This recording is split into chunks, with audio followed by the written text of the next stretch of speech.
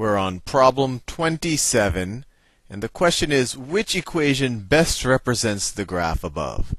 So before even looking at the choices, let's see what we could figure out about this graph. So what's its y-intercept? So if we said that this is the equation of a line, we said y is equal to mx plus b, where m is the slope and and b is the y-intercept. It's late. I'm getting slightly muddled.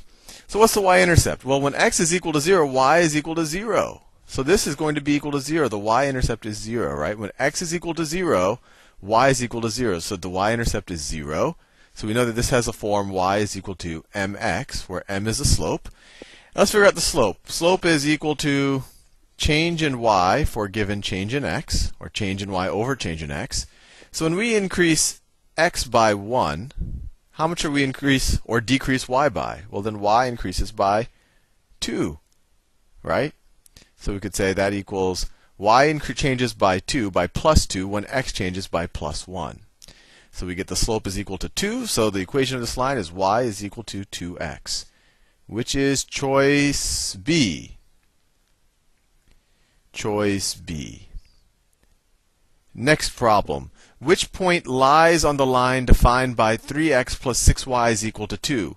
Well, the best thing to do is just probably to substitute these numbers in for x and y and see which one works. So here x is 0, y is 2. So let's see, 3 times 0 plus 6 times 2 is equal to 0 plus 12. It doesn't equal 2, it equals 12. So it's not equal to, this one doesn't work.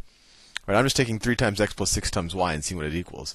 In this case, we have 3 times 0 plus 6 times y plus 6 times 6.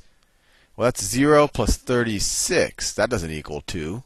Can't be that choice. This one, we have 3, right? This 3 times 1 plus 6 times this y. 6 times minus 1/6. So let's see what it is. That's 3. That's equal to 3. And then 6 times 1/6 is 1, but we have a negative out there, so it's minus 1. So that is equal to 2. So that works. 3 times 1 plus 6 times negative 1/6 is equal to 2. So our answer is C. Problem 29. Let me see if I need to cut and paste this one in. All right. So I think it's a good idea. Let me see. Copy and paste it. Let me copy and paste the next several problems. We could just be streamlined about it. Okay, they all fit. Good enough. All right. What is the equation of the line that has slope of 4 and passes through the point 3, minus 10? So if the slope is 4, we know that the line, so if just rewrite it in slope y-intercept form again, mx plus b. They're telling us that the slope is 4, right? So we know the equation of the line is y is equal to 4x plus the y-intercept. And then we could figure out the y-intercept by substituting in this point that they say it goes through. So it goes through the point 3, negative 10. So y is equal to minus 10. Y is equal to minus 10 when x is equal to 3. So 4 times x is equal to 3, plus b. So what is that? It's minus 10 is equal to 12 plus b. We could subtract 12 from both sides of this equation, and we get minus 22, right? Minus 10 minus 12 is minus 22, is equal to, this 12 obviously goes away, is equal to b. So the equation of our line is y is equal to 4x plus b, which we just figured out is minus 22. 4x minus 22. That's choice A. Problem 30. The data in the table show the cost of renting a bicycle by the hour, including a deposit. All right. If hours h were graphed on the horizontal axis, let me see if I can draw that. So that is on the horizontal axis, I have hours h. So this is h. And cost were graphed on the vertical axis. Let me draw the vertical axis. So cost is on the vertical axis. What would be the equation of the line that fits the data? Okay, so they just want to know cost as a function of hours.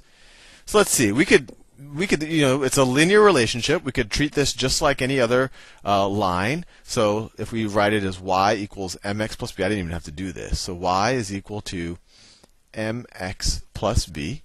So m, or the slope, is equal to change in y over, or well, let me write it differently, because we want it in terms of, so we could write c is equal to the slope times the hours plus b, right? Instead of x, we have hours, and instead of y, we have the cost, right? So what's the slope? Slope is equal to change in the dependent variable, change in cost, divided by change in the independent variable, divided by change in hours. So let's see. If I say, if when our hours increased by 3, how much did our change in c go by? When we go from 2 to 5, so if we say 5 minus 2, that's how much we changed in hours, right? That's delta h. Then how much did we change in cost? Was 30 minus 15. So it equals 15 over 3, which is equal to 5. So we figured out the slope. Slope is equal to 5. Now we just have to figure out the y-intercept. So this equation, we could rewrite it as cost is equal to the slope, which is 5 times the hours plus whatever our y-intercept is. And now we just have to substitute one of the points in to solve for b, just like we did in the previous video. So let's substitute the point when h is equal to 2, c is equal to 15. So the point 2 comma 15. So when h is equal to 2, c is equal to 15. c is equal to 15 when h is equal to 2. And now we can just solve for b. So you get 15 is equal to 10 plus b. Subtract 10 from both sides. You get b is equal to what? 5. So the equation of this line is cost is equal to 5 times h, plus our y-intercept, or plus our c-intercept, we could say. So plus 5. 5h plus 5. And that is choice C. And if you try it out with these points, it should all work. Okay, next problem. Let me see. I think this cutting and pasting works out well. I think I have time for at least 2 more. Okay, let me clear this. Clear this one right here. And let me paste it in. Okay, it says, some ordered pairs for a linear function of x are given in the table below. Okay, it's kind of like the last one. Which of the following equations was used to generate the table above? Well, we could do the same thing we did the last time. We could say, okay, this is going to have some relation, y is equal to mx plus b. It's going to be a line, and this is the slope y-intercept form. And they tell us it's a linear function. So that's why we can immediately say, oh, it's going to be a line. There's no x squared or anything like that. So a good place to start is just with the slope. So slope is equal to change in y over change in x. So let's see, when x goes from 1 to 3, what does y go for? It goes from 1 to 7, right?